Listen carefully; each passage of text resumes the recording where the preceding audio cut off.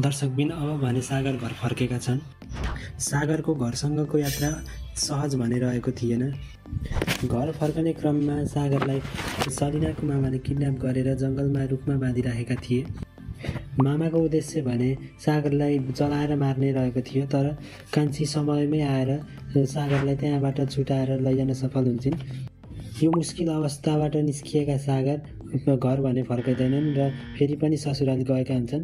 तर ससुरालीमा पुग्नासाथ उनी फेरि पनि घर जाने कुरा राख्छन्। सागर घर फर्कने कुराले सागरकी आमा भने चिन्तित भएकी हुन्छन्। सागरको स्वागतको लागि आमा, मामा र माइजू ढोकामा फुलको माला लिई बसेका हुन्छन्, तर उनीहरूको स्वागतलाई सागरले तिरस्कार गरेका हुन्छन्।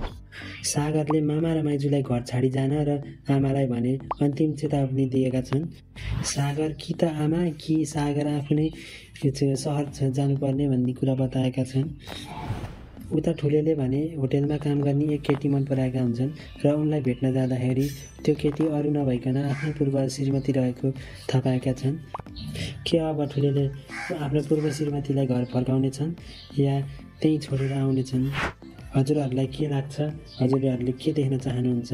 आफ्नो प्रतिक्रिया कमेन्ट बक्समा लेख्न नबिर्सिनुहोला। आजलाई यति नै, हस्त, धन्यवाद।